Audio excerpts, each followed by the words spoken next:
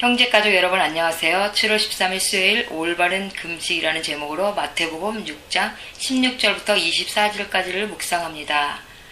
16절 금식할 때 너희는 외식하는 자들과 같이 슬픈 기색을 보이지 말라. 그들은 금식하는 것을 사람에게 보이려고 얼굴을 흉하게 하느니라. 내가 진실로 너희에게 이르노니 그들은 자기 상을 이미 받았느니라. 너는 금식할 때 머리에 기름을 바르고 얼굴을 씻으라. 이는 금식을 하는 자로 사람에게 보이지 않고 오직 은밀한 중에 계신 내 아버지께 보이게 하려 함이라. 은밀한 중에 보시는 내 아버지께서 갚으시리라. 금식은 바리새인들은 물론 그 초대교회 그리스도인들의 경건생에서 중요한 부분을 또 차지하고 신앙생활의 요소로 그들의 종교적 경건성을 대변해주고 그렇게 행해졌습니다. 16절과 18절은 바리새인들이 사람에게 보이려고 하는 종교 행위에 대한 책망을 하시며 바른 것이 무엇인지를 가르쳐주고 있고, 예수님께서는 우리들에게 금식할 때 얼굴 표정이나 행동으로써 사람들에게 내가 금식을 하고 있다는 것을 알게 하지 말라고 말씀하십니다. 그것은 금식함으로써 인정을 받으려는 사람들의 외식하는 모습이기 때문입니다. 그리고 사람들에게 인정을 받는 순간 하나님께 받을 것이 없다는 것을 알아야 합니다. 그러면 금식을 하지 않는 것만 못한 것입니다. 금식은 자기 자신을 온전히 비우기 위한 기도이고 또 나의 이익을 위해서 하기보다는 나의 죄에 대한 회개나 중보 기도자로서 타인을 구하고 나라와 세계를 위한 회개 기도, 또 나 자신을 모두 비우고 온전히 하나님과 연합하기 위하여 드리는 것이 금식 기도라고 알고 있습니다. 육신이 모든 것을 중단시킴으로써 나의 힘을 빼고 나의 잘못을 회개하고 영적인 분과 교제하기 위함이며 영신 하나님과의 깊은 만남을 하는 것입니다. 내가 정말 할 수 없어서 모든 것을 주님께 맡깁니다. 이런 결단 또한 금식입니다.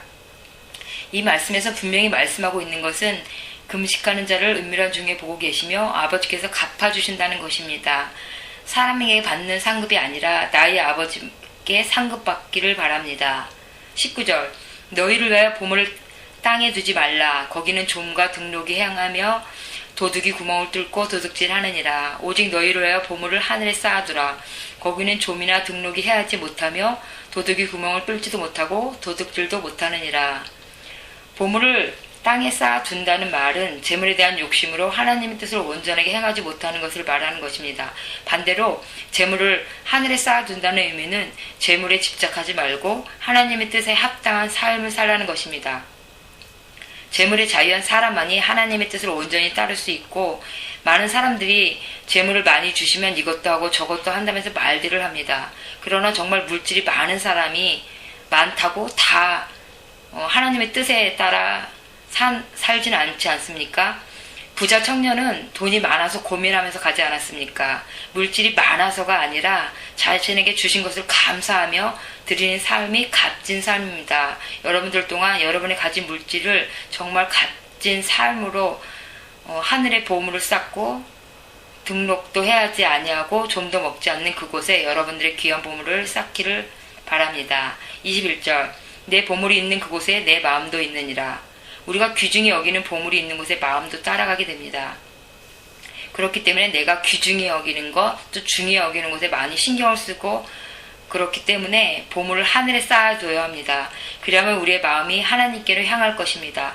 나의 가진 것을 나눌 때 더 귀한 보물이 될 것이며 보물의 가치가 인정될 것이고 그 보물을 가치 있게 쓸 수 있는 것입니다. 나의 가진 보물을 어디에 둘 것입니까? 이 땅입니까? 아니면 오늘 예수님 말씀하신 재물에 대한 교훈처럼 하늘에 천국에 둘 것입니까? 잠시 잠깐 멀매 있는 이 땅이 아니라 영원한 곳에 여러분의 마음이, 여러분의 보물이 심겨지기를 바랍니다. 22절 눈은 몸의 등불이니 그러므로 내 눈이 성하면 온몸이 밝을 것이요 눈이 나쁘면 온몸이 어두울 것이니 그러므로 내게 있는 빛이 어두우며 그 어둠이 얼마나 더하겠느냐.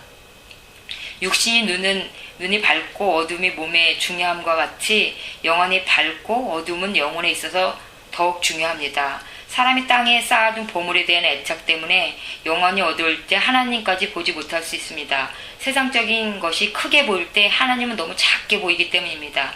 세상의 물질 속에 가려져 밝은 빛을 보지 못하는 미련한 사람이 되지 마시고 오늘도 영적인 눈으로 승리하는 하루가 되시기를 바랍니다. 24절 한 사람이 두 주인을 섬기지 못할 것이니 혹 이를 미워하고 저를 사랑하거나 혹 이를 중히 여기고 저를 경히 여김이라.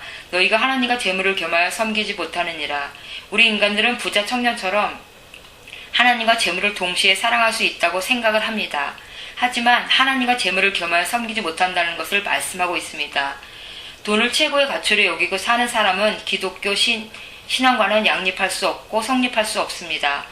재물 그 자체가 나쁜 것이 아니라 그것은 하나님께서 주신 것입니다. 그러나 그 재물을 주인으로 섬기고 그것으로 삶의 보장을 받으려는 태도는 죄를 짓는 것입니다. 죄를 지면서 동시에 하나님을 섬기지는 못합니다.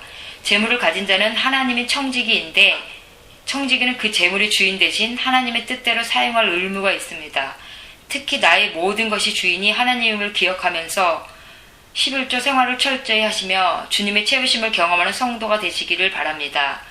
재물을 자신의 정욕을 위하여 사용하지 말고 하나님의 일을 위하여 생명을 구하고 또 멕시코에 그리고 베트남에 또 그들을 구제하고 그들을 구원하고 구제하는 일에 사용하시고 하나님 기뻐하시는 가치 있는 일에 투자하시길 간절히 바랍니다. 오늘은 이렇게 기도하시면서 하늘로 시작했으면 좋겠습니다. 제가 금식을 할 때는 사람에게 보이기 위한 금식이 되지 않게 하시고 재물과 하나님을 동시에 섬길 수 없음을 깨닫고 하나님의 영광을 위해서 나의 물질이 쓰여지게 해주시고 하나님 나라의 참 부자가 되게 해주세요. 아멘. 사랑합니다.